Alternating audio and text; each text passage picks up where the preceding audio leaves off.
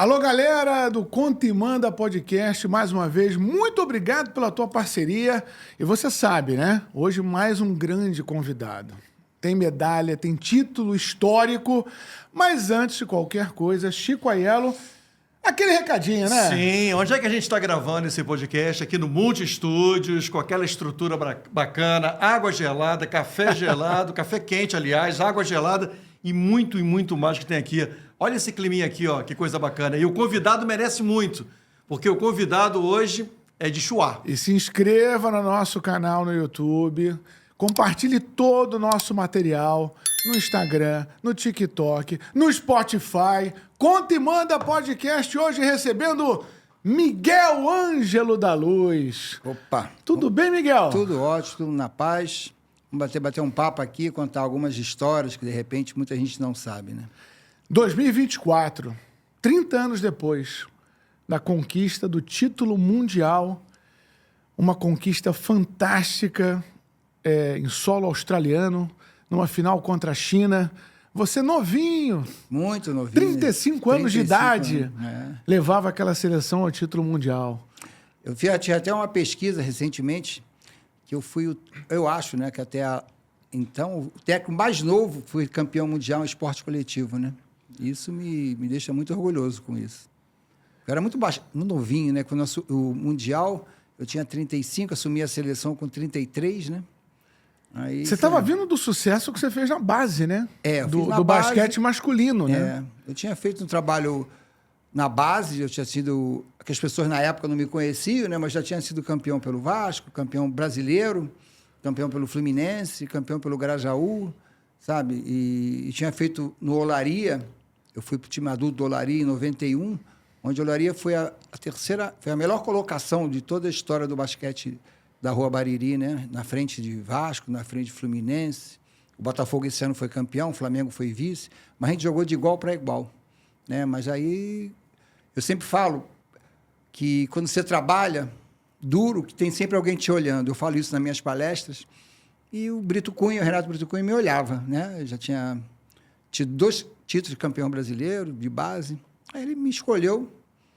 Eu acho que ele estava certo. Né? Eu lembro que na época houve uma indicação importante, né? Que foi da Maria Helena Cardoso, né? Essa história é muito interessante, né? Porque... Para quem não... Só para a gente localizar, Maria Helena Cardoso foi, ainda, né? Os maiores nomes da história do basquete feminino brasileiro. Ela ficou na seleção brasileira, à frente da seleção brasileira, acho que uns 16 anos, uma coisa assim, né? E você assume o bastão logo depois dela, né? Sim, logo depois da Olimpíada de Barcelona. De 92, Eu digo assim, você falou do basquete feminino, eu considero a Maria Helena uma das melhores técnicas, as melhores técnicas do basquete brasileiro. Independente do gênero, entendeu? Eu tinha um respeito muito grande por ela e eu tive o prazer de estar num seminário onde ela me indicou para trabalhar no feminino, né? E nisso, o próprio Brito Cunha falou assim para mim: Miguel, se eu desejar mal ao inimigo, eu dou uma equipe feminina para ele dirigir. Eu falei: que isso, professor? Eu era bastante novo, entre 31 anos. Eu falei: já estou aqui aprendendo com essas feras todas, não sei o quê, mas eu fui indicado para a Maria. Não vou te dar basquete feminino, não. Acabou ele me trazendo para o basquete feminino. Mas por que você considera ela melhor? O que ela tem eu tenho, assim... A gente se espelha, né? Todo mundo na profissão tem que se espelhar em alguém. Sobretudo quando está começando. Eu me espelhava no Hélio Rubens e nela. Porque eu gosto do basquetebol organizado, né? Eu tenho umas críticas hoje do basquetebol praticado hoje em dia. Mas a Maria Helena e o Hélio Rubens tinham um time muito certinho. Aquela coisa do A passar para B, do B passar para C, o C passar para o A de novo, e escolher o melhor momento para finalizar. Eu via isso na Maria Helena, entendeu? E o time dela era organizado, ela é uma disciplinadora, sabe? As atletas respeitavam muito ela, e isso me fez... Tinha uma inspiração com ela. Hoje está muito bagunçado? Você acha que não tem essa organização? Cara, o basquetebol está feio. O basquetebol é um esporte tão bonito, né? Eu sou até suspeito a falar. De uma forma geral, não só aqui, como também fora. Fora. Não, na Europa ainda se joga um basquete bonito. Mas o brasileiro quer imitar o jogo da NBA, que é um jogo totalmente aberto, garrafão aberto, muita gente joga individualizado. Por exemplo, eu fui fazer um comentário no jogo Vasco e Flamengo, início da temporada. Sim. 59-50 para o Flamengo. Eu sei que é início de temporada, né? Eu falei isso nos comentários, tem que fazer, o time estão se ajustando com o técnico, mas sabe, é um chute, é um taca-taca de 3 pontos. A Liga Brasileira é a segunda liga que mais chuta de 3 pontos. E provavelmente é a que mais erra também. É a que mais erra. Então, por exemplo, eu fui Você sabe que eu citei esse jogo, né? Na rádio, eu fui muito crítico a esse placar. Então, acho que a gente pensa mais ou menos parecido. Eu acho inadmissível. É inadmissível. Eu Assim, acho uma vergonha, se não- no aspecto técnico, uma partida de alto rendimento terminar 59 a Essa baixa 50. pontuação, né?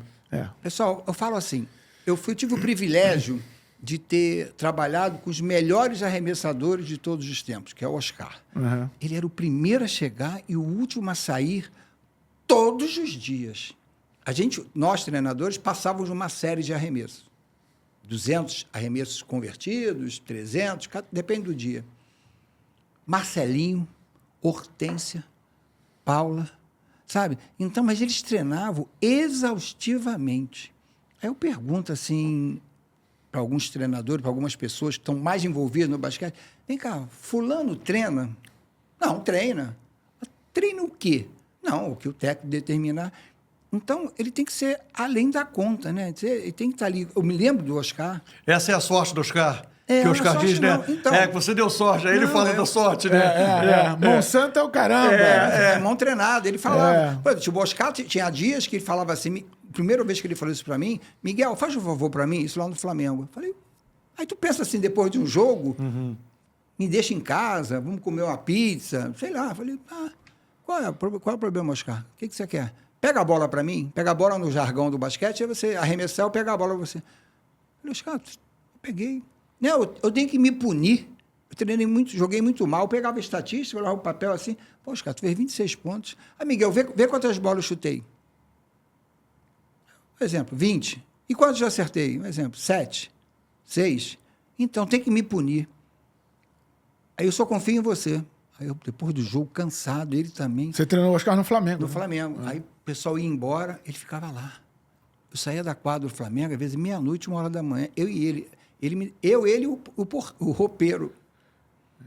E já era o Oscar. Já era o tá? Oscar. Isso com 43 anos. final de carreira. Sim. A gente tá falando de um cara Ele em jogou no final de Flamengo. carreira. Ele encerrou a carreira no Aí Flamengo. você pode perguntar assim, Chico, ele fez isso uma vez. Não, várias vezes. Eu pegava a chave do carro, dava para minha mulher, levava meus filhos, depois ele me deixava em casa.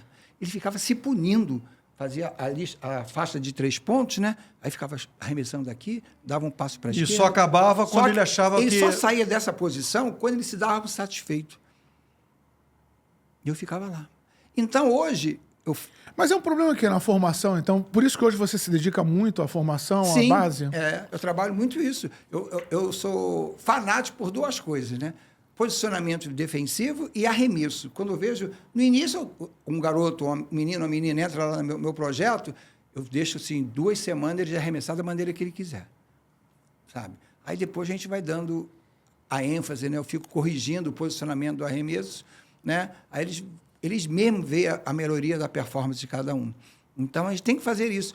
Hoje, o trabalho de base, uma crítica que eu faço, eu vejo os garotos, às vezes com 15 anos, enterrando. Falei, nossa, 15 anos já está enterrando, não sei o quê. Mas os arremessos, a mão cega, né? Que é a mão que a gente tem dominante, a outra é a mão cega. Não sabe bater com a mão cega. Me preocupa muito o futuro do basquetebol brasileiro. Engraçado, porque o que o Miguel está falando em relação a essa perseverança do Oscar vai muito ao encontro do que a gente vê no futebol. Só que no futebol, a alegação é o seguinte: acaba o treino, o jogador não pode, como Zico, como Roberto faziam, né? Eu fazia. Pois é, ficar cobrando falta, ficar cobrando pênalti, porque a alegação é o seguinte: causa desgaste. Desgasta a musculatura. No basquete também é isso ou é falta realmente de interesse do profissional em se qualificar mais? Não, eu não sei como é que é os treinamentos hoje do basquete, porque eu estou um pouco afastado de treino. Mas na tua época, quando o jogador acabava o treino e ia embora? Pode fazer, pode ficar Não, fazendo. não, mas o jogador que não tinha interesse, era por quê? É porque ele achava que já estava bom? Já estava bom, que aquele limite que eu dava de arremessos, seja 200, 100 convertidos, estava bom para ele. Então, o excepcional, como é o caso do Marcelinho, que eu trabalhei com ele no Fluminense, Telemar e Flamengo, sabe? E Uberlândia também. Então, Marcelinho ficava lá. Hortência, Paula, entendeu? Ficavam, né? Eu chegava Só antes. gente fraca. Então Coincidência, né? Que Então, coincidência. eu via isso. Aí, às vezes, o próprio Oscar, alguém ficava batendo bola. Aí ele olhava para o porta do vestiário. Às vezes a pessoa até brincava com ele, voltava, aí ele ficava. Isso era todos os dias. Ele só ia embora quando o atleta passava com a roupa de casa dele. Entendeu? Isso todos os dias. Miguel, queria voltar novamente ao título mundial, né? Você chegou assim, foi escolhido, chegou para dirigir aquela seleção, conseguiu a vaga no Campeonato Mundial, disputou o Mundial, primeiro título em 94. 94 foi um ano maluco, né? Com sentimentos variados, a morte do Ayrton Senna, o tetracampeonato mundial e o título, primeiro e único até hoje, título mundial do basquete feminino brasileiro. Mas, se a gente rodar aqui no Parque Jacarepaguá, eu acho que ninguém vai abordar você.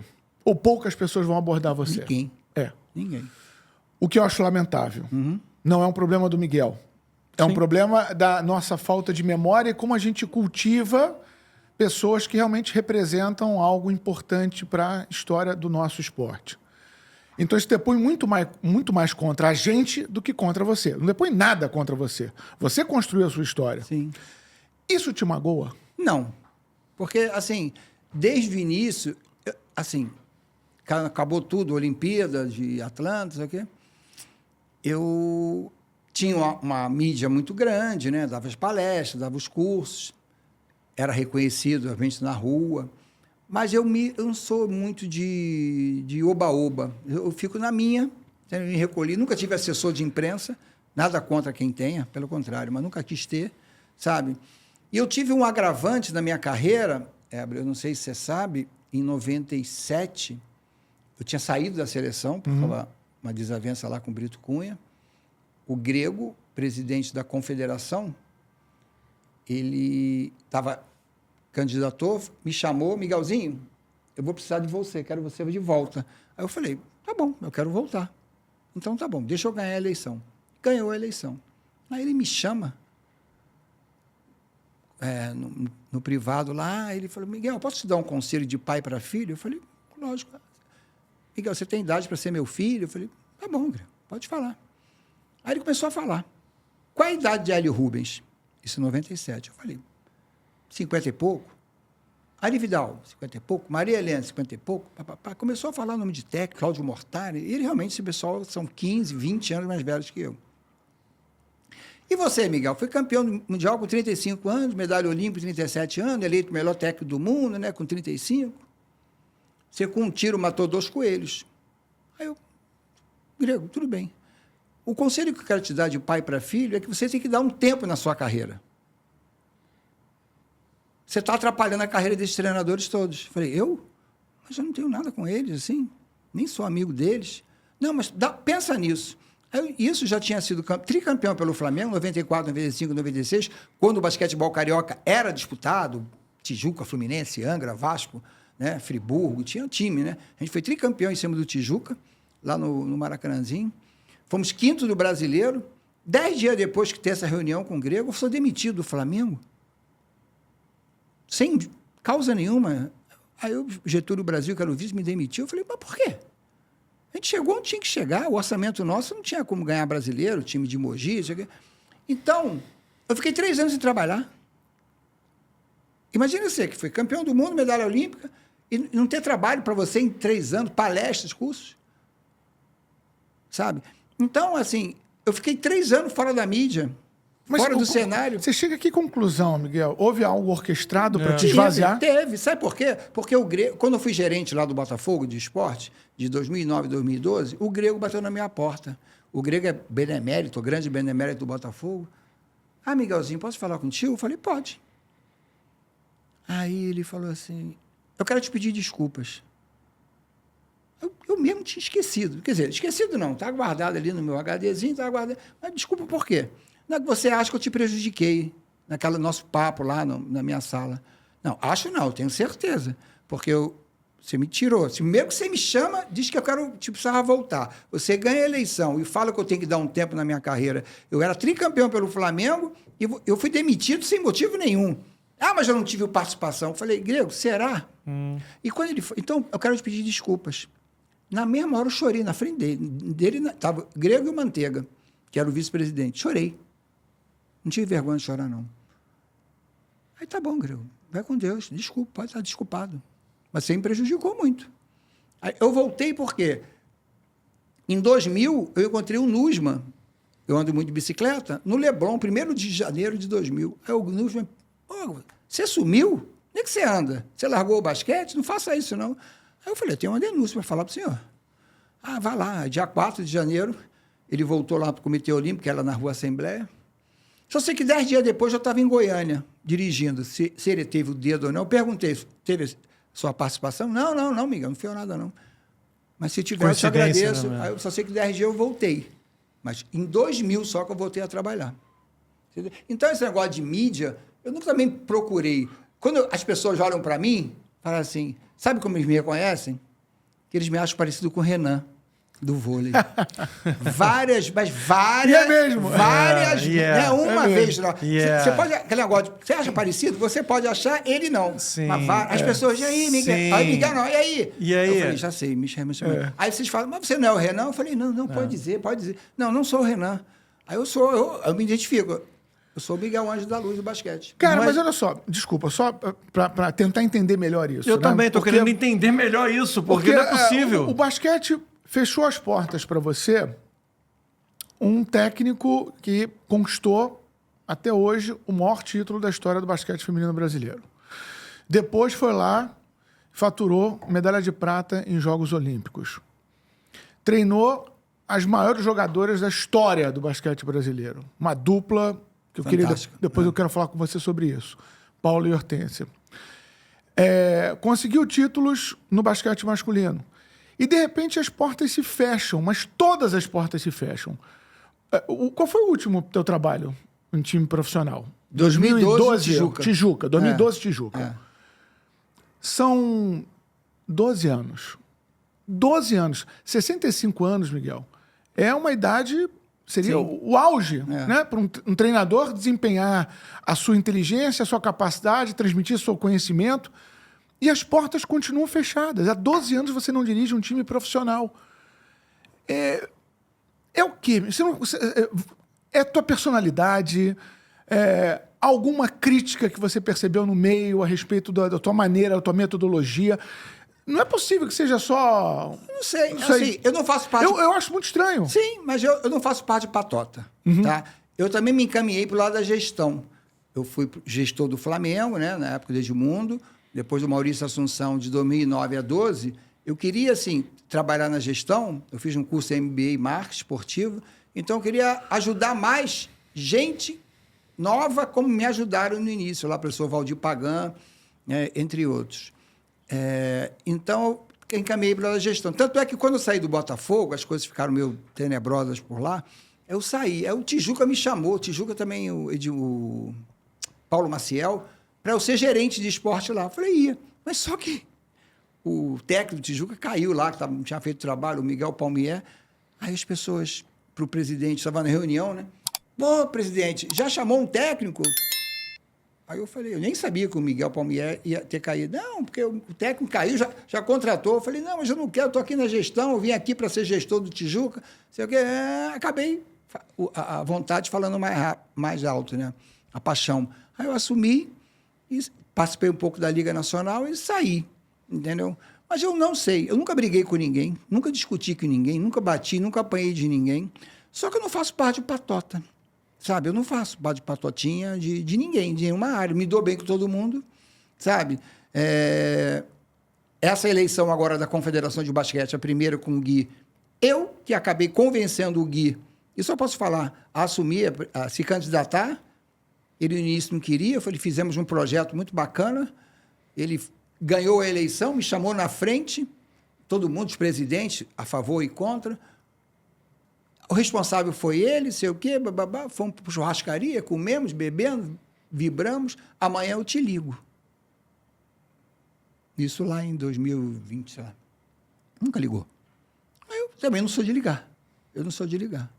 Entendeu? Então, não sei o porquê, não tem motivo. Você fala, Miguel brigou. Pode pesquisar isso, eu briguei com alguém, discuti. Nunca. Agora, eu sou muito ético. Não vem me fazer picuinhas, querer ganhar um trocado por trás, que isso eu não vou aceitar. Eu já saí de instituições por causa disso, sabe? E quando eu era primeiro técnico da seleção, eu trabalhava no Vasco, seleção infantil de 13 anos. Um dirigente queria que eu levasse um filho de um secretário de saúde do Rio de Janeiro. Nunca esqueci isso. Eu não levei, o dirigente falou assim, você está demitido. Falei, quando você voltar do Brasileiro. Falei, estou demitido. Então, isso é desde sempre, eu sou assim, sabe? Então, isso incomoda? Incomoda. Isso incomoda. Na CBB, você viveu alguma situação como essa? Não, por exemplo, teve o corte da Marta, que foi uma coisa meio polêmica, que a Marta, na época, era praticamente a terceira jogadora da seleção. Era Hortência, Paula Hortência, Marta. A Janete estava começando a virar a Janete. E eu falava para o grupo, meu grupo, que, olha, eu não tenho contato com ninguém, não conheço praticamente ninguém, mas eu vou levar as 12 melhores. E a Marta não estava passando uma situação boa, sabe? Se lesionou muito, não estava bem fisicamente. Aí a comissão técnica, não foi atitude só minha, não vamos levar a Marta. Aí o presidente... Isso, o grupo do Mundial. O grupo do Mundial. Aí o presidente ficou louco. Como você não vai levar a Marta? Não vai, porque ela não merece. Não treinou, a quantas faltas, a parte física, aqui é o resultado, não sei o quê. Aí, não, ela vai. Não vai. Tanto é que isso é uma semana antes de embarcar. É. Então, eu estou fora. Eu não sei se eles, meus companheiros, não, eu estou fora, porque não merece. Ele pediu a opinião de todo mundo falou. Aí eu levei muita pancada da imprensa, né, da mídia, porque como é cortar a Marta? 1,90 m, 92 m, né, experiente, mas não levei. Entendeu? E você ali, teoricamente, era um cara vulnerável. Vulnerável, não tinha nada. Porque você estava... Você não era um nome forte, né? Sim, não. Mas já estava na boca do Mundial. Eu falei, eu falo assim, falei até ao presidente, estou com meu pai doente, meu pai era doente mesmo, e eu falo que meu pai está doente, não vou abandonar, não sei o quê, eu invento qualquer coisa aqui, mas o problema são eles aqui, que eles vão ter que inventar alguma coisa. Eu queria voltar um pouquinho, né? Porque eu estou assustado com o que você acabou de relatar, desse pedido do Grego para você se afastar, porque senão você estava interferindo ou aposentando de forma precoce os técnicos mais velhos. Você acha que algum desses técnicos eles podem ter participado disso, do tipo assim, olha, dá uma trava aí no Miguel, porque... O moleque está incomodando. O moleque está incomodando. Não sei. Isso aí é uma pergunta, não vou falar que era, porque eu nunca recebi nenhuma piadinha, mas também não recebi nenhum apoio. Quando a gente ganhou o Mundial, quando eu voltei, a única ligação que eu recebi é do Ari Vidal. Isso é o Ari Vidal. Mas também foi ele que, quando eu saí do Flamengo, eu já estava no banheiro escutando o papo, ele era o técnico do Flamengo. Entendeu? Isso eu não sei, sabe? Se teve Ou seja, não teve apoio também, né? Não, apoio não. Entendeu? Apoio não. Então, o Ari Vidal me ligou, me deu os parabéns, sei o quê, mas logo seguindo ele me substituiu lá no Flamengo. Isso é o contrário do etarismo, né? Isso é fobia ao novo. É porque aposentaram ele com menos de 40 anos de idade. Pois é. Não, eu ainda fui técnico da seleção mexicana, no masculino. Não, sim, eu digo assim, o movimento foi... Sim. Como é que você vai estancar o crescimento de um técnico jovem dessa maneira? Né? É o contrário, você tem que estimular o crescimento. Tem que impulsionar e ele. a troca com os mais experientes. Sim. Né? Ali foi asfixiaram aquele momento teu de carreira. O momento mais importante para você. Porque você foi perguntar assim, por que você saiu da seleção? Porque foi assim, eu trabalhava em 6 lugares, professor de educação física, eu trabalhava em colégio, faculdade, e era técnico ainda do... Trabalhar nunca foi um problema para mim. Não, graças a Deus, não. Aí eu falei assim, e a gente ganhava uma ajuda de custo, não ganhava um salário. A seleção masculina era o técnico assistente, o Ari Vidal e o Carlão eram fixos, né? E a gente não. Acabou o Mundial, espera ser convocado. Aí teve o Sul-Americano, 95, 96, tá bom. Mas a gente não sabia nada, praticamente. Aí a gente fez uma proposta para o Brito Cunha, eu falei, Brito Cunha, nós vamos divulgar o nosso trabalho. o Sérgio Maronese que ia para o Sul, eu ia para o Norte, o Hermes, preparador físico, ia para o Centro-Oeste, falar como é que foi a preparação física, depois a gente fazia uma troca e ver se achava novos valores, que a Paula e a Hortência já estavam prontos para se aposentar. Então, a gente queria ser permanente na seleção. Na hora, ele falou, ele podia pensar, vou pensar. Não. Não. Eu falei, professor, não sei o quê, mas eu tenho meus empregos, tenho 2 filhos já, o Sérgio já tinha uma menina. Aí ele, não. Eu falei, professor, então eu estou fora. Você não está fora. Você gosta dos holofotes, se a mosquinha azul mordeu você? Eu falei, de jeito de maneira, professor. Eu tenho que viver minha vida. Que eu peço meus trabalhos, alguns me pagavam, outros me liberavam, mas não pagavam. Entendeu? E você não recebia para repor aquilo que... Por exemplo, um lugar, a Escola Alemã Corcovado, eu trabalhei lá há 19 anos, quem me substituía era minha esposa. Então, o dinheiro ficava em casa, porque se tivesse que botar um professor, eu tinha que pagar a esse professor, entendeu? Então, era isso. Aí eu saí da seleção. Foi aí que, em 97, teve eleição, o Grego quis que eu voltasse, mas voltasse entre aspas, né? Mas sempre foi o ambiente da CBB, o ambiente político da CBB, sempre foi um ambiente... Sim, pesado. Pesado, muito, né? Muito pesado. A gente aqui conversou nesse mesmo espaço com o José Neto, que acabou de deixar a seleção feminina e tá, pé da vida. Sim. Não escondeu isso aqui, né, Chico? Não. Muito Não muito mesmo. chateado. Sim. Muito chateado com o que aconteceu com ele. Um técnico super campeão também, Campeoníssimo. jovem, Pô. assim como você. E apareceu- bom. E muito Ele bom. é muito bom. E eu só reforça, né? O Só. ambiente político da CBB sempre foi muito autofágico, na Sim, minha opinião. sim. Essa de agora, a primeira eleição do Gui, eu que falei, Gui, vamos ser presidente, cara. A gente faz um grupo. Você é um cara bem-sucedido, você não vai precisar pegar dinheiro. Você é um cara... Foi atleta da seleção brasileira, você é um empresário de sucesso. Cara, você sabe. E a gente faz um grupo de trabalho. No início ele não queria, mas demorou um pouco, convencemos. Fizemos um grupo, fizemos um projeto muito bonito. E, na hora, ele não me chamou. Acabou a festa, no outro dia não me ligou. Até hoje não me ligou. Aí você fala assim, Miguel, você já foi dar palestra lá para alguma seleção? Nunca me chamaram. Olha que eu já falei com o pessoal de natação, pessoal de tênis de mesa, pessoal de judô, voleibol. Antes da Isabel morrer, fui eu, Isabel e Jaqueline, eu falar para grupos de treinadores de voleibol, que tem, só falta essa validade. Não, mas o próprio Radamés me chamou. Eu nunca falei, bati um papo com ninguém do basquete. Nunca te chamaram para nenhum trabalho lá dentro, trabalho, troca nada. de experiência. Não, o vice-presidente na época, o Marcelo Pará, ele me chamou lá uma vez. Aí chegou para mim e falou assim, Miguel, suas escolinhas estão bombando, né? Eu falei, graças a Deus. Eu até baixei a mão aqui, fiz uma figa aqui embaixo da mesa. Aí eu falei, tá. Posso falar uma coisa? Vamos botar a chancela da CBB na tua escolinha? Aí eu falei, o que é chancela? O que você considera chancela? Não, você põe a marca. Você vai me dar bola, camiseta, cone, escada, elástico. Não, Miguel, só a chancela da CBB. Eu falei, Marcelo, não quero não. Obrigado, cara. Obrigado, não quero não. Você chamou aqui para isso? Então vamos ser coordenador do basquete feminino, sub-14. Como assim? Não, você vai ver, conversar com os treinadores para ver que você descobre novas meninas. Mas eu aqui do Rio, mas como é que é? Eu vou para os... amigo, não, contato. Você liga para... Te dou uma relação dos treinadores lá do Rio Grande do Norte, do Pará, da Amazônia. Eu ficar ligando para ver? Marcelo. Aí também descasquei em cima dele, né? Aí não dá para ficar ser bonzinho sempre, não.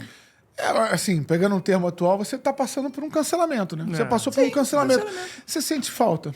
Você gostaria de voltar para o basquete de alto nível? Acho que voltar na gestão eu gostaria. Eu gostaria, assim, por exemplo... Como treinador? Eu vejo, assim... O treinador, não. Como coordenador técnico, sim. Por que treinador, não? Não, porque eu acho que a filosofia do basquete hoje não se encaixa comigo. Lógico que o técnico ele tem que se adaptar ao plantel que ele recebe. Você não adianta você ter um plantel do time A, fazer a mesma coisa no B. E hoje, a filosofia, eu tinha que me adaptar a esse jogo de basquete, que é muito livre, entendeu? Muito sem fases. A defesa, algumas defesas, que eu adoro ver coisa de defesa, né? E, assim, muito Você deixa acha jogo. que Todo mundo consegue jogar. Conseguiria contribuir mais como coordenador? Como coordenador, ajudando o treinador, ajudando o atleta, Fazer uma formação. Isso eu gostaria de fazer. Mas voltar a treinador, que eu tinha que reavaliar os meus conceitos. Porque é totalmente diferente daquilo que eu penso no basquete, sabe? Porque hoje todo mundo taca de 3. Quem não taca de 3, sai. Às vezes você taca de 3, o chute, né? O arremesso, taca é chutar, arremessar. E às vezes você errou muito. Não, o bom é aquele que tenta, entendeu? E é assim, taca de 3, eu vejo a estatística, isso eu vejo. Às vezes eu pego, nossa, olha a quantidade de arremesso de 3 pontos qualquer equipe faz. Aí, eu não consigo ver um jogo de basquete inteiro, porque, sabe, é tudo aquilo que eu penso. Não é que eu estou falando que eu estou certo, não. Por isso Uma filosofia eu tinha que estudar e muito para chegar aonde esses jogadores jogam. Eles não iam conseguir adaptar o meu sistema de jogo. Você nem espera por um convite, então? Nem espera? Não, eu sou chamado... Eu trabalhei na Venezuela 1 ano. E volta e meia eles me chamam para Venezuela. Para Venezuela eu não vou, não. Entendeu? Para Venezuela eu não... É a proposta às vezes boa, porque é um país muito confuso, né? Eu trabalhei lá, eu sei o que é. Entendeu? Isso aí eu recebi agora, uma para ir para a Venezuela, mas não aceitei. Se recebesse um convite, por exemplo, da CBB, para trabalhar na base, coordenação de base, seria legal para você? Depende Também. se eu tivesse uma equipe, entendeu? Mas é mais fácil eu ser coordenador da Confederação de Vôlei, um exemplo, do que de basquete. Isso aí, esse susto eu não vou morrer. Não morro, não. Porque isso aí não vai aparecer, porque, sabe? E principalmente com as pessoas que estão lá, acho que não vale a pena ter esse desgaste, sabe? Então, eu prefiro estar trabalhando hoje na base. As equipes, quando o garoto tem talento, eu pergunto ao pai, mora onde? Aí eu forneço para o Botafogo, Fluminense, eu não tenho condição de jogar. Agora, eu gostaria de fazer, sim, é um trabalho nas comunidades, que eu acho, assim, não é questão de racismo, não, mas o basquete teve um embranquecimento muito grande, né? Assim, a gente não vê muito negro jogando basquete. É um esporte tipicamente de negro, porque a gente vê na NBA. E eu gostaria de fazer um projeto social nas comunidades. Isso aí eu gostaria, de estar ali, arregaçar a manga e uma garimpada ali, né? Porque tem muita gente que possa vir a crescer no basquete, né? Mas isso é algo que você percebe estrutural no basquete? Uma porque... resistência a negros no basquete? Não é resistência a negro, porque às vezes você vai para um clube, você procura um clube, aí você tem que ser sócio do clube, você tem que pagar uma escolinha, você tem que comprar um tênis meio maneiro, né? Uma camiseta do Lakers, do Chicago, não sei o quê. Isso, às vezes, os menos favorecidos não podem. Então, são poucos clubes que, às vezes, liberam as escolinhas da Bolsa. No meu projeto, é assim, se eu vejo que eu arrendo as quadras, né? Se você pode pagar, você vai pagar. Agora, a pergunta-chave que eu faço, onde é que seu filho estuda?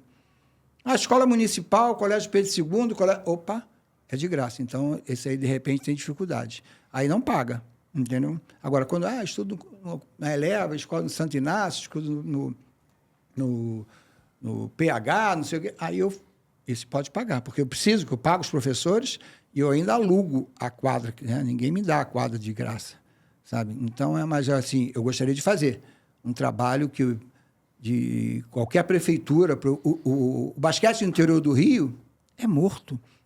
Tem Volta Redonda, voltou a fazer, sabe? Friburgo, que tem umas escolinhas, mas praticamente Teresópolis, que tinha, Cabo Frio, sabe? Eu queria interiorizar o basquete, entendeu? Isso eu gostaria de fazer um projeto social, sabe? Mas, como eu digo, aí às vezes tem que entrar na lei de incentivo, entendeu? Aí passa por muitos processos, sei o quê, acaba desistindo. A quem que você entrega esse material humano que você trabalha no seu projeto? Depende, eu digo, onde a família mora, né? Aí eu geralmente, como minha área é muito Botafogo, vai para Botafogo ou Fluminense. Mas alguns que moram no Leblon já foram até para o Flamengo também, entendeu? Isso hoje te completa? Ah, sim, porque eles às vezes tiram fotos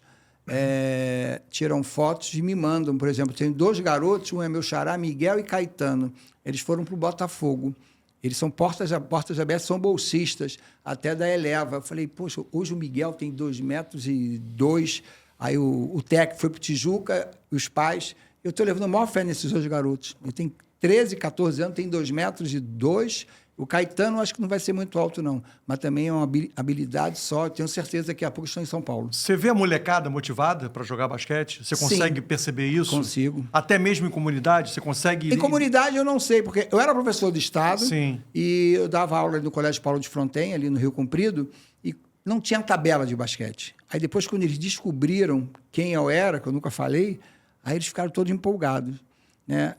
Aí teve uma reforma com o dinheiro da Lava Jato, a Justiça fez que reformasse algumas quadras. Né? E fizeram um ginásio bem bonito. O Paulo de Fronten, que você passa ali no elevado, no Rio Comprido, tem um ginásio. Até a diretora quer me homenagear, botar o nome do ginásio com o meu nome. Aí me aposentei, entendeu? Aí eu não pude, tive o prazer. Eu estou te perguntando isso porque a gente sabe, né? Por exemplo, assim, quando eu era moleque, eu lembro do meu pai, sabe, assim, acompanhando o basquete de uma forma muito intensa, né? Sim. Isso eu estou falando nos anos 70. O Miguel nasceu no ano do primeiro título mundial do basquete brasileiro, 59. Então, eu lembro do meu pai, assim, o basquete era o segundo esporte no Brasil. Hoje é o sexto. Pois é. Então, com o passar do tempo, e aí a gente teve o surgimento e o crescimento do vôlei e tudo mais, e a gente começou a perceber essa perda, né, de holofote para o basquete. Por isso que eu te perguntei se você consegue perceber na molecada, nessa garotada, interesse em jogar basquete. Não, tem bastante. Apesar de ser o sexto, é o quê? Futebol, vôlei? Tem a corrida de rua na frente. Ginástica futsal, também? Ginástica. Né? Assim, eu vejo assim, eu recebi agora a estatística nas Olimpíadas. Quais são os esportes de preferência para ver na televisão. O basquete estava em sexto ou oitavo, sei lá. Tinha atletismo, tinha natação na frente. Você acha que isso explica muito? Dói no coração, pra quem é basqueteiro. Imagina eu. Você acha que isso está ligado diretamente a esse esvaziamento, a esse sumiço do Brasil nas Olimpíadas, por exemplo, no basquete? Sim, porque sabe o que acontece? O vôlei, eu tiro o exemplo como o vôlei, ele se reestruturou fora da quadra. E o basquetebol não cresceu fora da quadra. Isso que eu digo os dirigentes. Né? Logo eu assumi o Botafogo, em 2009, lá na gerência, eu fui convidado pelo Ari Graça para ver um seminário de vôlei lá em Saquarema. Foram todos os presidentes de federação, todos os diretores técnicos de vôlei. Eu fui lá ver. Até me chamavam, eu ganhei o apelido de espião, porque vieram do basquete. E teve palestra do Zé Roberto, palestra do Bernardinho. Eu falei, nossa, o basquete não faz nada parecido. Ficaram uma semana lá, de imersão, nada de voleibol técnico, só palestras, parte financeira, gerencial. Eu fiquei assim, nossa, que legal, estou participando disso, sabe? E eu via lá, mas estava como gestor, estava começando a minha carreira. Aí depois eu sou louco para o atletismo, né? Eu dei um depoimento na imprensa, sabe assim, eu queria voltar para ter a Taça Brasil de Atletismo no Engenhão, é um estádio olímpico. Aí o presidente lá, que era lá de Manaus, me chamou na hora. Aí eu vi a organização deles, falei, o basquete não faz nada parecido. Caramba. O basquete é muito desunido, sabe? Então... o vôlei pegou o boom, né? E não largou mais, né? Então, eles se reestruturaram. Início dos anos 2000, dentro e fora da quadra. Primeiro fora da quadra. Então, e o basquete não aproveitou a maior geração, né? Com títulos, que foi a final da década de 90, Sim. Contigo, Paulo, Hortência, companhia que a gente já falou aqui, não aproveitou isso, não pegou carona nisso. O cavalo passou selado e não sentou, não montou. Não. E a gente tem até hoje no basquete masculino o maior cestinha da história de Olimpíadas, que é o Oscar. A gente tem um basquete masculino que, durante muitos anos, mais do que agora, forneceu muitos jogadores para a NBA, uma nova geração, né? E a gente não consegue pegar carona nesses momentos. Mas não ganhou, o basquete não ganhou títulos. Entendeu? O problema é ganhar não título, ganhou. Teve a geração de Nenê, Varejão, Thiago Splitter, uma geração boa. Mas, infelizmente, não ganhou. Primeiro, não eram unidos, né? Assim, não queriam representar. Eu estou na NBA. Sempre tinha uma polêmica, né? Sempre tinha um jogador que não queria servir, mas, às vezes, é estrutural. Porque, sabe, por exemplo, teve um Mundial, até no Brasil, em 2000... que a Alessandra jogou, achava que tinha seguro. Tem seguro, sim. Deu polêmica danada. A Alessandra processou o COB, processou não sei o quê. E não fizeram o seguro para ela, ela machucou, ela perdeu o emprego. Entendeu? Então, é uma coisa estrutural, sabe? Fala uma coisa e não cumpre com o atleta. Levantar para você um pensamento aqui, em cima do que você falou agora. A gente fala muito, né, de como a internacionalização, a globalização produzida dentro da NBA promoveu o crescimento de várias escolas. Né? Tá todo mundo jogando basquete pra caramba. Sim. Na Europa, né, e como eles invadiram a NBA, e os MVPs agora são todos estrangeiros, é uma loucura. Mas o efeito Brasil pode ter sido uma resistência à seleção brasileira, ou seja, a abertura da NBA para os brasileiros quebrou a identificação deles com o servir à seleção brasileira, na tua opinião, ou não? Eu acho que sim, é o que eu digo, pela estrutura administrativa. Os argentinos, todos eles, quase todo o time, era da NBA. Tinha campeonato sul-americano, todos estavam lá. E o Brasil sempre tinha um ou dois, eu não vou. Por quê? Isso eu não sei, que é papo de bastidores, né? Os argentinos todos iam, e por que os brasileiros sempre tinha um ou outro que não iria, sabe? Tinha time para isso, sabe? Mas eu não sei se é resistência, sabe? Eu não sei como é que era a parte de gestão, essa parte administrativa, o papo direto com o atleta, com o agente, com a equipe, né, da NBA. Agora, os argentinos iam. É porque passa aquela imagem, é uma geração marrenta, uma geração que não tem o mesmo orgulho de servir a seleção brasileira, que, por exemplo, né, o Oscar teve. Quando teve a oportunidade de ir para a NBA, mas naquela época ele não podia jogar na NBA e jogar na seleção. Ele abriu mão da NBA para continuar jogando na seleção brasileira. Se essa regra continuasse, né, eu não tenho dúvida de que a maioria preferia a NBA. Ou todos iriam preferir a NBA. Ninguém ia abrir mão da NBA, até porque os contratos são gigantescos. Para servir a seleção brasileira. Passou isso pela cabeça agora. Que tinha o lance do seguro, né? Então, eu soube, teve uma época, eu não sei qual foi, isso foi o Nenê, que não fez o seguro. Aí a equipe também não liberou. Pode lesionar, né? Ficar um ano parado, e aí? É um investimento muito grande em cima desses atletas. Eu lembro didisso. Eu lembro. Foi uma polêmica tremenda essa questão do seguro. Até que o Nenê, às vezes, aparecia em algum jogo, era vaiado pela torcida. Porque a gente não sabe. Eu não posso criticar, julgar, porque eu não sei qual é a verdade ali. Entendeu? E você previu uma retomada? Desde quanto tempo? É possível? É possível? Tá para nascer. É? Tá para nascer ainda. Vamos sofrer muito ainda? Vai. No masculino ou no feminino? No feminino ainda mais. Feminino, mais? Feminino... Assim, eu achava que estava no caminho certo com o Neto e a comissão técnica dele, aí acabaram. Ele fez um ótimo ciclo, né, olímpico, né? Estava indo bem, sabe? Aí daqui a pouco teve essa polêmica, tiraram. Né? E agora tem uma técnica, não a conheço, tem uma supervisora que é americana, mas dizem que é ela que vai assumir, sabe? Potencial tem. Você tem um exemplo? Você tem uma filha de quantos anos? 14. Vamos supor que essa menina... Joga vôlei. Tá, eu sei que joga vôlei, mas vamos supor, pai, eu quero jogar basquete. Me ensina? Você é um exemplo, tá? Aí tu me liga, fala assim, Miguel, minha filha quer jogar basquete. Aonde? De clube. Ela já sabe, não tem clube de basquete feminino no Rio de Janeiro. Meu Deus. Tem o Botafogo, tem uma menina lá que um pai patrocina, o pai quer montar um time. Mas não existe campeonato carioca feminino. O segundo estado do Brasil não tem um campeonato carioca feminino. Aí como é que vai querer? Vai formar uma jogadora como? Como? Você está me entendendo? Então, sua filha não vai jogar. Eu falo assim, manda ela pro vôlei. Porque se ela é alta, não sei o quê, basquete não vai ter. E no vôlei brota competição. Sim. Brota. Ela disputa 6 competições. Sim.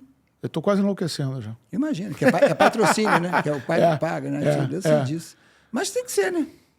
Mas é uma coisa, é uma herança que você vai deixar para sua filha. Se ela vai virar jogadora ou não, mas pelo menos ela vai ter história para contar de participações desses campeonatos, né? E tudo. Eu sei que tem a Taça Paraná, né? A gente ajudava muito lá no Botafogo, fazia rifa, fazia isso, pedia, sabe? Eu fiz muito isso lá no Botafogo para ver se mandava as meninas. Imagina a menina de 13, 14 anos para jogar no Paraná. A experiência da sabe? viagem. Uma experiência legal, viagem, trabalho em grupo, convívio, ganhar, perder, chorar, sentir saudade da família ou não sei o quê. Isso é muito legal, né? Então, no basquete não tem.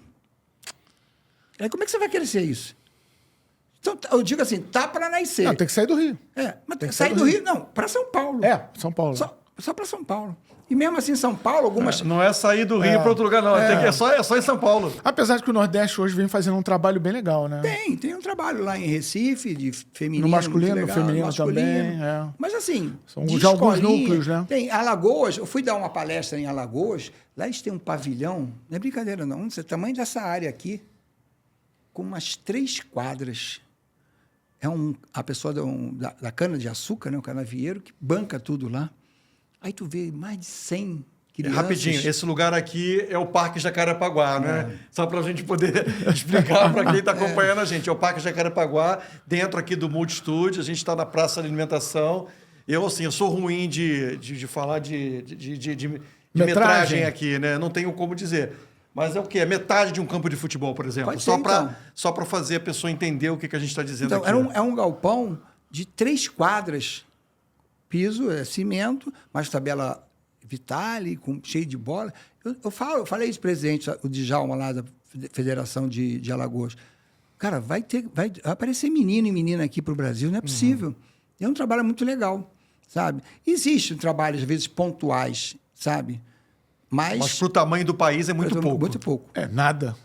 É muito pouco. Mas sabe por quê? Também não tem interesse dos dirigentes. Isso eu falo. Feminino não tem, sabe? Não tem interesse. A gente vê a diferença do tratamento, sabe? Do feminino e masculino. Quem é do meio sabe o que eu estou falando. E preconceito é o quê? No futebol, que é o esporte mais popular, a gente vê um gap uma gigantesco. Diferença, né? De Uhum. investimento, gigantesco, de tratamento. A qualidade das competições, de tudo que é oferecido, de estrutura. Sim. Né? É o que sobra normalmente, né? O que sobra... O mais engraçado que no futebol, talvez, Éboli, Miguel, e quem está acompanhando a gente, é porque o Brasil é pentacampeão do mundo no futebol masculino e tudo mais. Então, pode ser que o brasileiro não consiga olhar para o futebol feminino. O futebol feminino nunca vai ser o que o masculino é. Uhum. Agora, no basquete, depois de uma medalha de prata, por exemplo, né, em Jogos Olímpicos, como o Brasil conquistou em 96, assim, eu acho que não consigo ver essa relação muito com o futebol. Eu acho que no basquete isso, de repente, seria mais possível de existir. E no futebol feminino, os resultados estão aparecendo. Sim. Foi medalha de prata agora. Sim. Na Olimpíada. Eu estava lá e vi, entendeu? Então, pelo menos está mostrando resultado. Então, elas querem o mesmo apoio. Eu acho que a mídia está até voltando, está olhando para ele, a gente vê jogos ao vivo. Às vezes, confesso, uns horáriozinho meio... Mas é o que tem, então tem que fazer. Entendeu? Elas têm que mostrar resultado e eu acho que estão caminhando no lugar certo. Agora, o basquete, eu não vejo nada Miguel, promissor, não. Eu queria agora dedicar um momento aqui a gente contar algumas histórias daquele título mundial de 94. Você, como já falou, né, chegou com 35 anos de idade, moleque, e lá de cara para dirigir um time que tinha a dupla Paulo e Hortência. Né? As duas já eram gigantes na seleção. Sim. O título pan-americano em Havana, 91, reverenciadas por Fidel Castro. Isso. Cara, como é que foi para você, assim? Como é que você foi recebido pelo grupo do Brasil, mas principalmente pela dupla Paulo e Hortência? Como é que foi o diálogo, a comunicação? Houve algum tipo de receio? E o que esse moleque está querendo aqui? Você percebeu algum tipo de resistência? Teve que quebrar algum tipo de resistência para ser aceito como um líder, né, naquele grupo, mas principalmente diante dessa dupla genial, Paulo e Hortência? Olha, pode ser que as pessoas se surpreendam, mas eu nunca tive nada que eu possa ter notado entre as jogadoras e as atletas. Eu tive com os técnicos e os dirigentes. Agora, elas me receberam super bem. Eu nunca tive um problema de disciplina com elas, assim, nunca tive discussão com elas. Elas comentam até hoje, né? A gente se reuniu, a própria Paula falou, Miguel, quem é Miguel? Quem é esse cara? Não sei o quê, como é que é? Elas, sim, com muitas desconfianças. Mas quando eu fui recebido, eu estava super nervoso, eu confesso, mas elas me receberam super bem. Eram baitas profissionais, né? Então, nunca tiveram. E a gente... Como é que a gente conquistou? Não só eu, como a comissão técnica toda nova. O Sérgio Maronese era mais novo que eu, 2 anos. Sabe? O Hermes também, preparador físico. Mas com trabalho. A gente trabalhou muito, entendeu? Então, e elas viram, perceberam que a gente entendia. A gente era estudioso. E eu fiz uma coisa... Elas testavam vocês? Sim, e eu que testava elas. Porque, às vezes, a gente pegava a prancheta e... técnico brasileiro prancheta, né? Isso aqui, isso aqui. Aí, às vezes elas falavam assim, por exemplo, ó, você tem que ir para a esquerda, porque isso aqui. Às vezes a Paula Ortega, Miguel, mas será que para a direita não é melhor? Estou dando assim, a grosso modo. Eu falei, pronto, vamos para a direita. Aí elas tomavam um susto, né? Não, vamos lá. O que eu fazia com isso? Eu trazia elas para o meu lado. Porque, às vezes, os atletas adoram dar uma desculpa esfarrapada. A culpa foi dele. Eu tendo...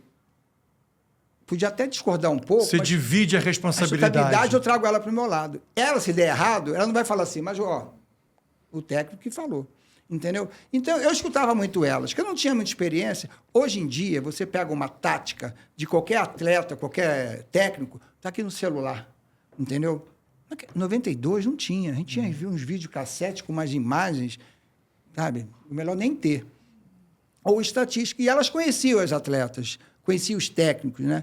E eu perguntava muito a ela. Eu tinha humildade suficiente de perguntar, mas como é que é essa atleta aí? Não, era corta para a direita, era para e arremessa, sei o quê. E a gente se anotava.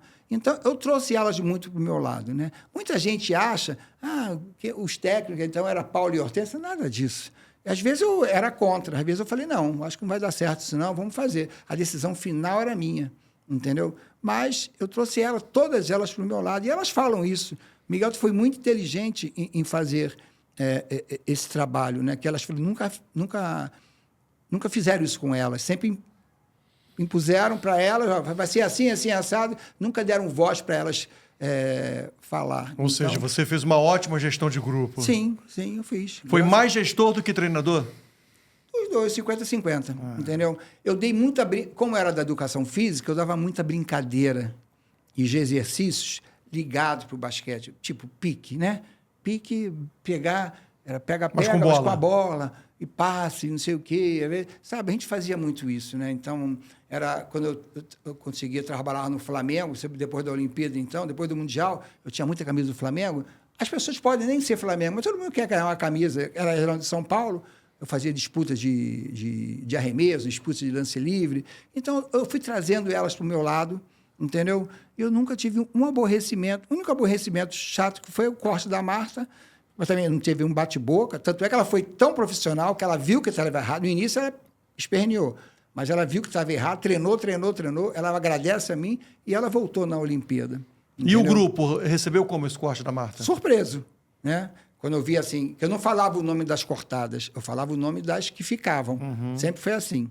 Aí, quando eu vi a Marta não estava, elas regalaram. Aí eu tive que falar. Olha, Marta, você não foi bem isso. A gente resolveu não te premiar com a viagem. Nessa hora, como é que é? Como é que é a reação da atleta? É muito difícil. Ser cortado é muito difícil. Eu já fui cortado de seleção quando era atleta e eu sei que é difícil. Às vezes você fala assim, eu acho que dá. Mas eu tinha, mesmo seleções que eu era convocado como atleta novo, por exemplo, fui uma seleção juvenil, eu tinha 16, não tinha nem idade, mas eu era. Mas eu achava que dava. Mentira. Mas você sempre acha que dá. Sim. É muito ruim. Você vai para casa, é muito pé da vida. Principalmente uma jogadora de nome como era a Marta. Você já viveu alguma situação de corte em que não chega a dizer vias de fato, mas que o clima não ficou bom entre você como treinador e atleta? Não, porque eu sempre fui muito transparente com o atleta. Entendeu? Uma vez, até próprio o Tijuca começou a contratar gente.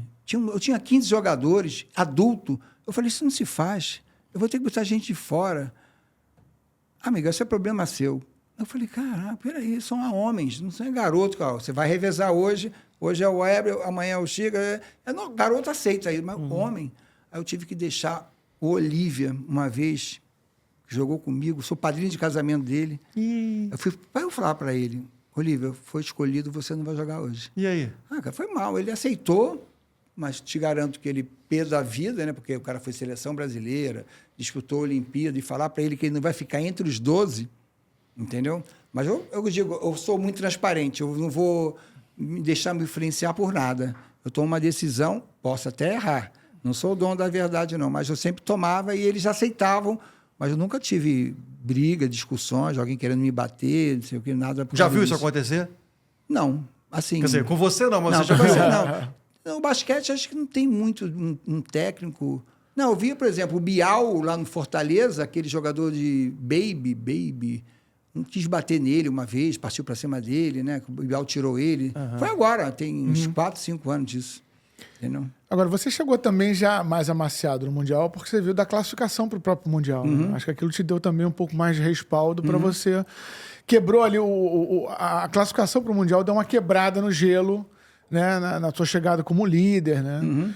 Acho que aquilo ajudou bastante também, né? A você ganhar a confiança das atletas, né? É que o primeiro campeonato foi um sul-americano, que eu não quis levar Paulo e Hortência para testar novos valores, que classificaram 4, né?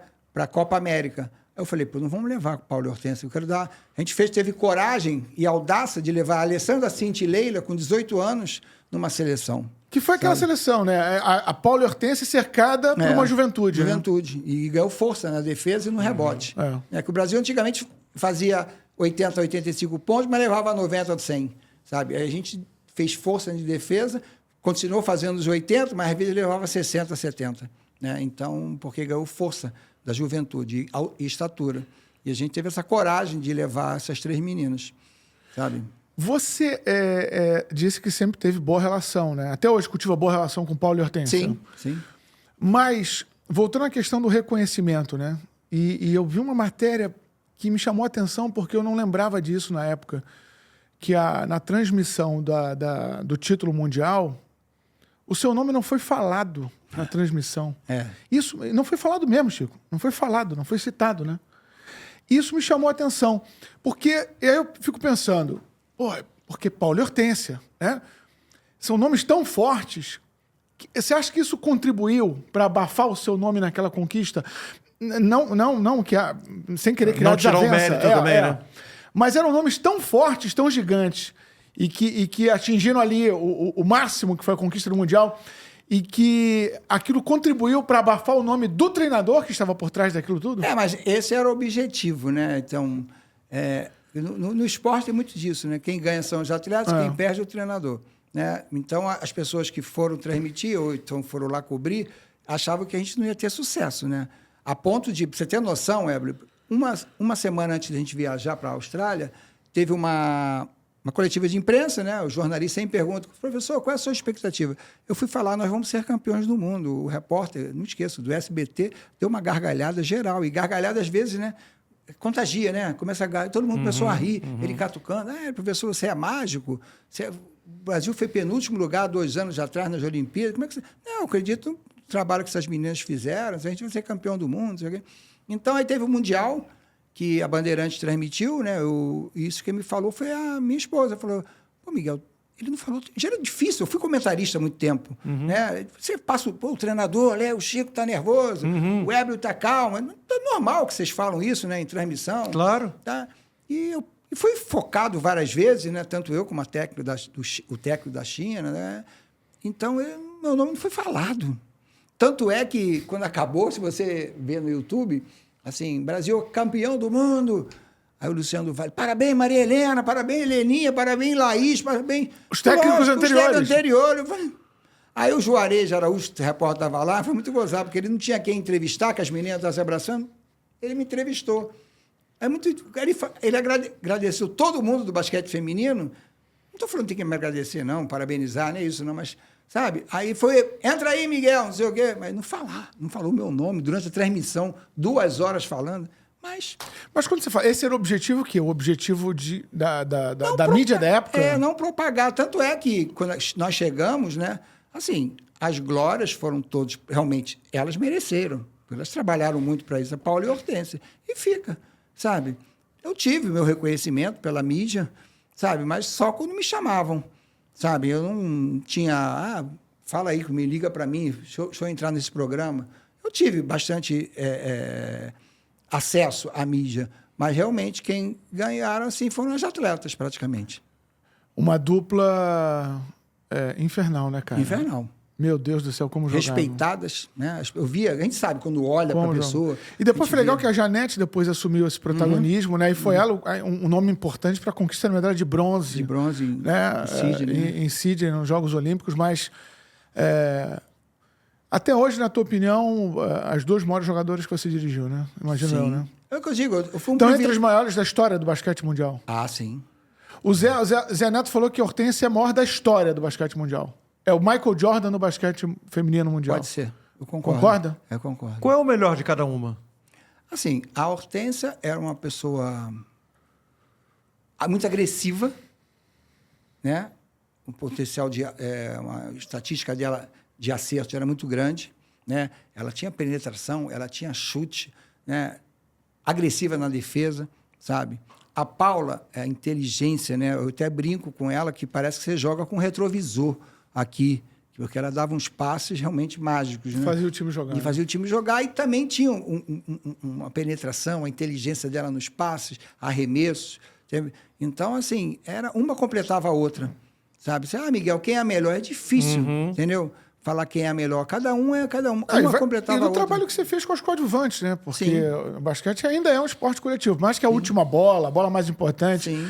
Normalmente você entrega para quem decide, mas o time precisa trabalhar para aquele cara decidir, para aquele atleta decidir. E aí você criou essa geração também, né? Janete, Ellen, Leila, Adriana, Ruth, Roseli, Cíntia, Alessandra, Dalila, jogou pra caramba, Simone. Você criou toda uma estrutura, né? Sim. Em torno dessas duas. Né? Aí depois veio a Silvinha, né? Que Silvinha na Olimpíada de Atlanta, a gente trouxe para a Branca na Olimpíada Branca, também, entendeu? verdade. Ela não foi na Mundial, mas foi na Olimpíada, sabe? Então, foi um grupo que a gente foi muito feliz lá. Esses 3, 4 anos que eu fiquei lá, sabe? Eu não tenho um contato com elas. A pessoa que eu tenho mais contato hoje é a Paula. A gente sempre se fala, sabe? Volta e meia a gente vai se falando. Mas a gente se reuniu agora na festa de 30 anos. O lançamento do meu livro vai ser agora dia 26 em São Paulo. Eu espero que elas estejam lá, entendeu? Para dar um abraço, dar um carinho nela. Você respondeu para a imprensa, para a pergunta, na semana do Mundial, que o Brasil ia ser campeão. Sim. O que você respondeu uma semana antes de começarem os Jogos Olímpicos de 96? Eu também achava que a gente podia ganhar, mas eu tinha um problema que a Hortência tinha sido mãe. E a Hortência não sabia se ela ia disputar o campeonato. Ela, Miguel, eu só volto se eu tiver 80%. Que eu tenho meu nome aí, não vou manchar meu nome numa Olimpíada, não. A gente treinou, ela acabou e foi muito bem, entendeu? Nos Jogos Olímpicos. A gente perdeu a final, porque logo depois do Mundial, que a gente ganhou os Estados Unidos na semifinal... É isso que é o detalhe. O Brasil ganhou dos Estados Unidos na semifinal do Mundial e perdeu na final olímpica. Na final olímpica. E desde aquele momento, a seleção feminina dos Estados Unidos criou uma invencibilidade absurda.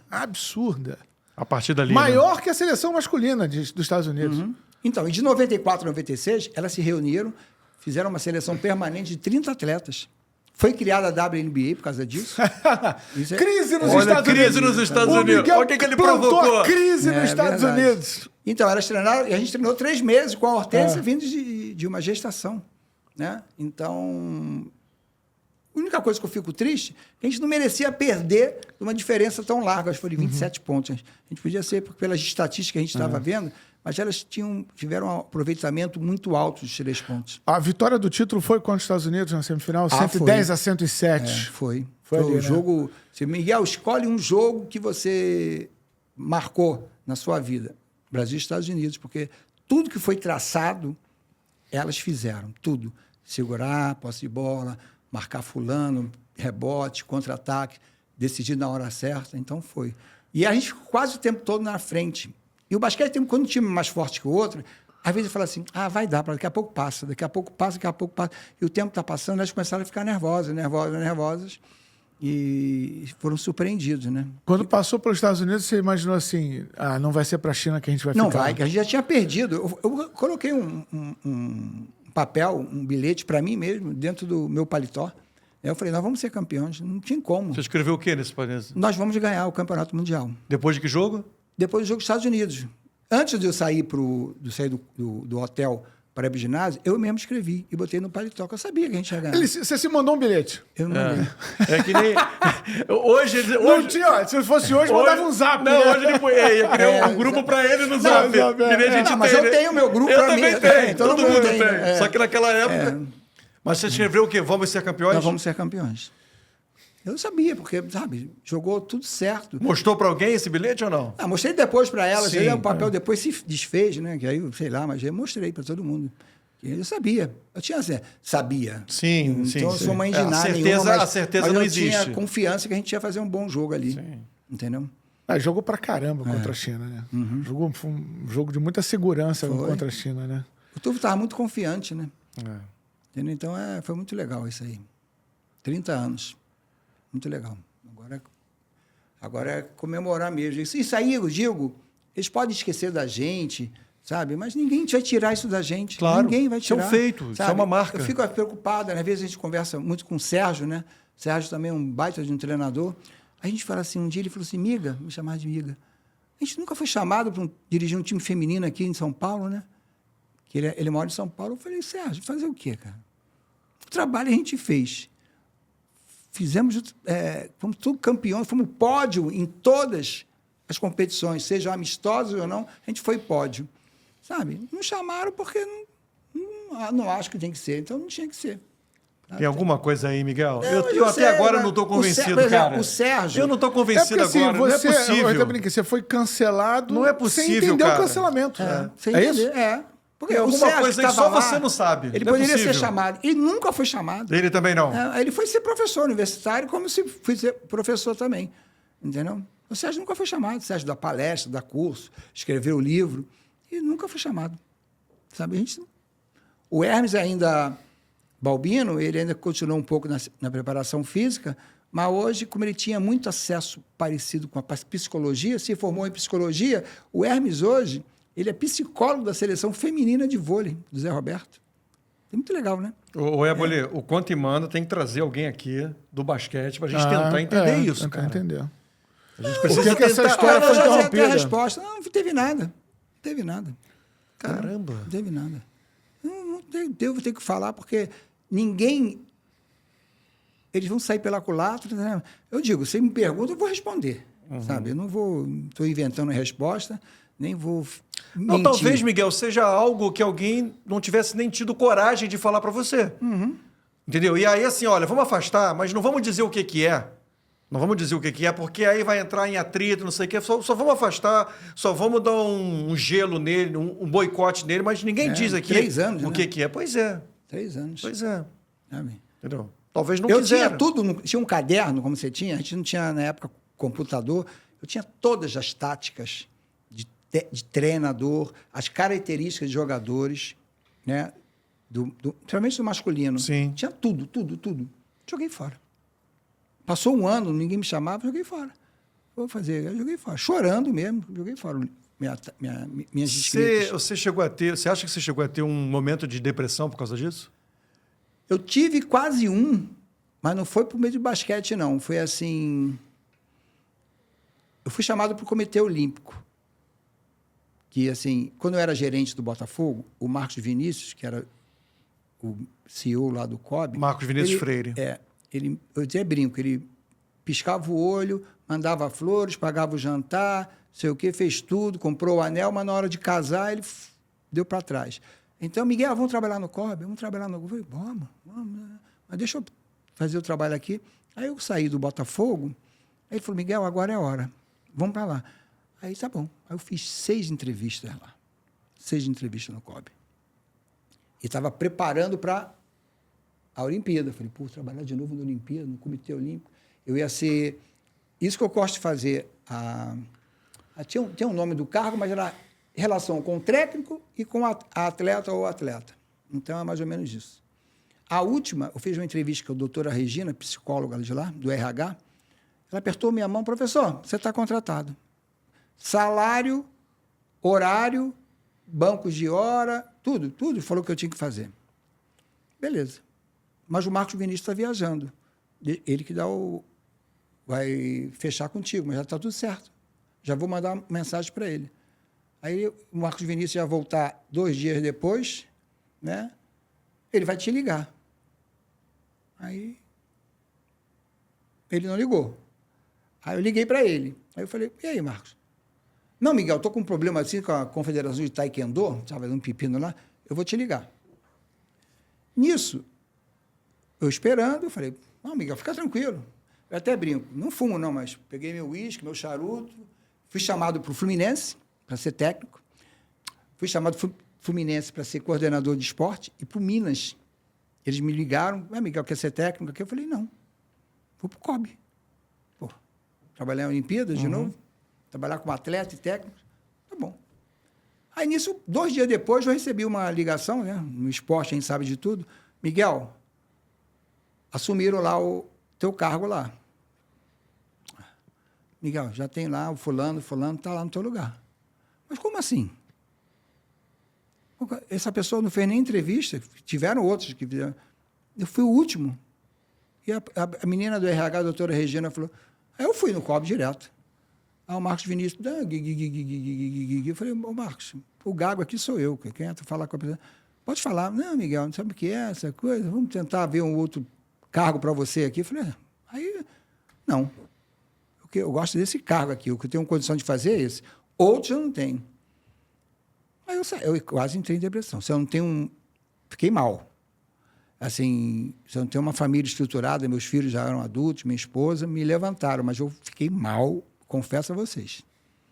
Mas não foi por causa do basquete, foi por causa da parte da gestão. Foi aí que eu falei, a minha esposa falou assim, vai trabalhar monta o teu projeto, não sei o quê. Aí eu fui, comecei no projeto. Em 2013, o Basquete da Luz. Foi o que te ajudou a te recuperar, né? Basquete da Luz. O projeto que te deu uma luz também. Deu uma luz. Aí eu fui no clube lá perto da minha casa, um clube pequeno lá, aí o negócio cresceu, sabe? Mas hoje que eu falei, sabe de uma coisa, não quero mais trabalhar com nenhum dirigente mais. Te deu um trauma isso? Porque eu fiquei mal. Sabe que você... Eu não entrei em depressão, mas minha esposa me pegava assim, olhando para o nada. Sabe, você está olhando para a caneca ali e não está olhando para nada? Ela me sacudia. Aí teve aquela música do Xande, né, de Pilares. Deixa acontecer, vai embora. Aí, pô, deixa clarear. Aí eu botava todo dia, ela botava. Que um novo dia vai chegar. Um dia vai chegar. Aí eu até me arrepio. Botava para você ouvir, para você tentar. Então você estava em depressão. Grande decepção, né? Você estava, você não quase ficou, você estava. Ela te ajudou, ela atuou ali como uma psicóloga. Sim. Entendeu? Mas Caramba. Foi punk para mim. Sabe? Mas eu não guardo mágoa de ninguém, falo nada, sabe? Encontro com ele, falo numa boa e tudo, mas eu queria entender. Só queria entender, veio por cima. Mas eu falei para ele, eu queria ser o primeiro a saber. Eu sei que existe isso, eu quero ser o primeiro a saber. Você tem nem ficar sabendo pelos outros que me ligaram e falaram, Miguel, tua vaga está cheia, já encheram. Sabe? Então, é mais ou menos isso. Mas você nunca duvidou da sua própria capacidade? Nunca. Nunca você se auto-questionou, se questionou por isso? Nunca. Ou será que... Não. Porque, sabe basquete, se você falar assim, eu tenho títulos, eu não gosto de falar da minha própria pessoa, mas eu tenho um título, da categoria de base, de 13 anos, até o título mundial. Você pode falar assim, Miguel, você foi campeão... Pode perguntar, foi campeão de alguma coisa? Fui. Fui campeão carioca, campeão brasileiro, campeão sul-americano, campeão pan-americano, campeão mundial e medalha de prata. Então, o que falta para mim? Quem vai duvidar? Entendeu? Eu não fui, eu peguei eu estou dando exemplo assim, nada contra. Ele está ainda até o Felipe Luiz, ele pode ser campeão agora da Copa do Brasil. Mas ele caiu para ele, de repente ele vai ser campeão. Espero que ele consiga dar continuidade. Agora, eu fui campeão da base até o adulto, em todos os títulos. Todos os títulos que um técnico podia disputar, eu conquistei, sabe? Então, não foi um campeonato só, sabe? Em 2004, o Oscar montou um time de Telemar lá, foi o último a ser montado, fomos campeões carioca e brasileiro, sabe? Lá dentro de Franca, dentro de Uberlândia, o time do Hélio Rubens, de Franca, sabe? Então, sabe? E aquele time, eu até brinco, o Oscar falou assim, Miguel, ou você tem um assistente ou tem um preparador físico. Falei, poxa, cara, eu preciso dos dois. Não tenho orçamento para isso. Eu falei, mas você é professor de educação física? Não, eu acho que a de preparação física é uma coisa muito científica, eu não tenho condição, não. Não sei, Miguel, você que sabe. Eu tive que chamar um preparador físico, Edson Figueiredo. Então, foi um trabalho sem assistente técnico, né? Nada. Então, assim, é muito legal. Então, eu nunca duvidei da minha capacidade, nunca, sabe? Eu sou seguro. Agora, tenho esse pensamento de enxergar o basquete de uma maneira que é totalmente diferente que está hoje. E hoje também procura não alimentar rancor de ninguém? Não, nada. Virou a página? Virei a página, não tenho raiva de ninguém. Já briguei, discuti assim com alguma coisa, bababá. Por exemplo, eu tive um atrito próprio com o Marcelo Barreto, que sempre me acompanhou minha carreira, e o Marcelo já pediu desculpa ao vivo no programa, na redação. Ele escreveu o pós-fácil do meu livro. Eu chamei, você vai escrever, porque ele e João Pedro Baslene... O Marcelo cobriu o Mundial. E ele me acompanhou, ele sempre me deu força. Então, a gente teve um atrito uma vez, que ele escreveu uma coisa que não era para escrever, ele pediu desculpas. Já pediu desculpa no curso que eu estava fazendo, que era o professor, já pediu desculpa ao vivo, no programa que eu fui, várias vezes. E tanto é que eu não tinha mágoa. Vai escrever para mim, que você sempre me deu força, sabe? O João Pedro é o pré-fácil e o Marcelo é o pós-fácil. Sabe? Eu não tenho mágoa de ninguém. Nunca discuti, briguei com ninguém assim, sabe? Nada. Mas eu sou ético demais, isso aí eu sou. Eu não venho fazer historinha para cima de mim que eu não vou aceitar. E você sabe que ética incomoda. Incomoda. Né? A ética incomoda. Uhum. Com certeza. Então deixa a vida me levar, né, Miguel? Deixa a vida me levar, é isso mesmo. Obrigado, Sabe? tá, cara? Nada, que isso. Valeu, foi ótimo, cara. Ótimo, muito papo. bom. Show, obrigado. Eu Sucesso, pelo sucesso. espaço aqui. Valeu. Sucesso, foi muito bom, foi muito bom. A pena que eu não trouxe o livro para vocês darem uma olhada. A história tá já muito lançou legal. o livro Lancei 30 de setembro no Rio, né? E 26 de setembro Do novembro. de novembro em São Paulo, no Beleza. Sesc Bela Vista. Aqui, ó, tem aqui. Ó. Mas se quiser antecipar... Não é só sorte o nome do livro. Isso. Tá aqui. Tem editora, tem tudo. Pode dar um serviço completo aqui, ó. Calma aí. Deixa eu pegar aqui. Cadê? Miguel, você me mandou até aqui, ó. Aqui, ó. Não Fala é aí. só sorte. Editora com arte. Você que escreve o livro todo? Não, Não. é o Marcelo Cardoso e o Luciano Maluli. Isso, tá aqui. Um prefácio do João Pedro Paz Leme e um pós-fácio de Marcelo Barreto. Isso, exatamente. Isso aí. Sucesso aí. Falou, Sucesso, obrigado. sucesso, Por obrigado. esse livro aí. Valeu. Uma última pergunta para a gente fechar aqui. Miguel Ângelo da Luz, na visão do próprio Miguel Ângelo da Luz para o basquete brasileiro. O que Miguel Ângelo da Luz é para o basquete brasileiro? Eu sou a luz, eu fui a luz do basquete. Entendeu? O basquete do brasileiro passava por um momento muito conturbado e quando eu fui convocado, né, eu assumi com muita transparência, muito trabalho, muita determinação, disciplina, sabe? Implantei uma filosofia de trabalho juntamente com a minha comissão técnica, sabe? E eu gostaria que viesse outras pessoas, principalmente aquelas que me criticaram, e fizesse alguma coisa parecida com o que foi feito com a gente que trabalhou na seleção. Muito bom. Esse foi o nosso convidado de hoje no Conta e Manda Podcast. Se inscreva no nosso canal no YouTube. Sininho, ativa tudo, ativa tudo. Compartilhe curte. todo o nosso material no Instagram, no TikTok, no Spotify. A gente sempre trazendo aqui grandes personagens do esporte brasileiro, como o Miguel Ângelo da Luz. E a gente gravou aqui, ó, no Multi Estúdios, que fica no Parque Jacarepaguá, como sempre, ó, aguinha geladinha. O Miguel também já tomou o cafezinho dele, que estava bom pra caramba, a aguinha. E até a próxima, galera. Valeu! Tchau, tchau.